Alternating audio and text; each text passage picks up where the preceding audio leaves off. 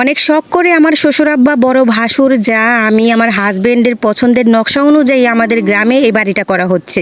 শুরুতেই যেহেতু আমরা নকশাটা দেখে নিয়েছি, টুকটাক এটুকু জানা আছে যে বাড়ির ভেতরের অংশটুকুতে ঠিক কোন জায়গায় কোন রুমটা হবে, কেমন হবে। এবার ঈদের ছুটিতে এসে মোটামুটি দেখলাম যে ওয়ালের অর্ধেকটা কাজ কমপ্লিট হয়ে গিয়েছে, রুমগুলোর আকৃতি দেওয়া হয়েছে। কিন্তু কথা হচ্ছে এত সুন্দর করে বাড়িটা করা হচ্ছে আমার শাশুড়ি মায়ের মোটেও পছন্দ হয়নি। এর একটাই কারণ, ড্রয়িং আর ডাইনিং মিলে বিশাল হয়ে গিয়েছে, মানে ফুটবল খেলার মাঠের মতো, কিন্তু রুমগুলো আকৃতিতে একটু ছোট হয়েছে। মানে ওরকম ছোট না, মোটামুটি আর কি। গ্রামের বাড়িতে বেডরুম এত বড়সড় হয়ে কোনো লাভ আছে? সবাই কিন্তু ডাইনিং আর ড্রয়িং রুমে বসে থাকবে, এখানে আড্ডা দিবে, গল্প করবে, সবাই মিলে একটু টিভি দেখবে। আমার ভাসুরও ওই চিন্তা করেই করেছেন। তিনি বলেছেন যে ড্রয়িং আর ডাইনিং রুমটা যদি বিশাল হয়, একটু বড়সড় হয়, বাচ্চারাও খেলতে পারবে, কারণ আমরা এখানে আসবো, তারপর দূর থেকে আরও আত্মীয় স্বজন যখন আসবেন ড্রয়িং রুমে বসে একটু গল্প সল্প করতে পারবেন। আর বেডরুমে তো ওরকম থাকা হয় না, শুধু রাতের বেলা ঘুমোতে গেলে হয়তো বেডরুমে থাকা হবে। এত বড় বেডরুম দিয়ে কি কোনো লাভ আছে? টোটাল 4টা বেডরুম কিন্তু তুলনামূলক বড়ই আছে, তবু আমার শাশুড়ি মায়ের চোখে শুধু ড্রয়িং আর ডাইনিং রুমটাই পড়েছে। তিনি শুধু বারবার বলতেছেন যে এত বড় ড্রয়িং ডাইনিং করেছো, শুধু অযথা জায়গা নষ্ট হয়েছে, এর থেকে বেডরুমগুলো যদি একটু বড় করা হতো তাহলে কত ভালো হতো। এবার বাড়িতে আসার পর আমরা সবাই মোটামুটি ঘুরে ঘুরে দেখলাম, মানহার বাবারও ভীষণ পছন্দ হয়েছে, সবগুলো রুম মাশাআল্লাহ অনেক সুন্দর হয়েছে নিজেদের পছন্দ অনুযায়ী।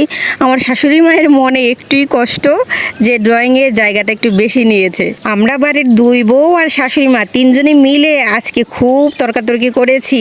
কে জিতেছে জানেন? সব শেষে আমি আর আমার যা দুজনে জিতেছি। সবার পছন্দ একদিকে, মানে আমাদের দলে হচ্ছে সবাই, আর আমার শাশুড়ি মা ছিল অন্য দলে। তো দিন শেষে শাশুড়ি মায়ের সাথে আজকে যুদ্ধ করে বিশাল একটা ঝগড়া করে তারপরে আমাদের পছন্দ অনুযায়ী সবাইকে আনতে পেরেছি। সবার পছন্দ আর আমাদের পছন্দ মোটামুটি ঠিকই ছিল। তারপর শাশুড়ি আম্মা জানকে বোঝালাম, এই দেখেন আপনার নাতি নাতনি, এখানে তো 2 জন আরও বাকি আছে, তো এদেরকে কি আপনি আপনার বেডরুমে জায়গা দিতে পারবেন? সবাই কিন্তু ওই ড্রয়িং রুমে বসে বসে আড্ডা দিবে, এরা চায় একটু খোলামেলা জায়গা। বেডরুমে থাকার মানুষ কি এরা? বাসায় তো আমার মেয়েটা থাকতে একদমই অপছন্দ করে, গ্রামে আসলে ও এদিক ওদিক ছোটাছুটি করবে, উঠোনে যাবে, রাস্তায় যাবে। পরিশেষে আমাদের শাশুড়ি আম্মা জান আমাদের কথায় সায় দিয়েছেন, বলেছেন না না ঠিকই আছে, তোমাদের কথাই ঠিক। তো যাই হোক, আজকে বিকেলে মাটির চুলাতে আমাদের সবার জন্য রান্নাবান্না হচ্ছে। আজকে ঈদের ছুটি কাটানোর 2য় দিন শ্বশুরবাড়িতে, তো এসে একটু ঘোরাঘুরি করছি। এই জবা ফুল গাছে এবার কিন্তু অনেক ফুলগুলো সুন্দর দেখাচ্ছে, মানে ফুলগুলো খুব সুন্দর হয়ে ফুটেছে। আর এমনিতে লাল জবা দেখতে আমি খুব বেশি পছন্দ করি।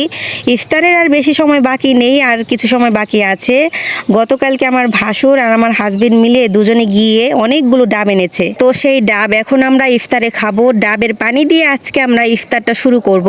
এরপর শাশুড়ি মায়ের হাতে বানানো ছোলা ভুনা, পেঁয়াজু, ওগুলো তো থাকছেই। আলহামদুলিল্লাহ এই রমজানে 2য় দিন আজকে শ্বশুরবাড়িতে ইফতার করছি, তো সবাই মিলে কাটানো এই মুহূর্তগুলো কিন্তু খুবই ভালো লাগছে।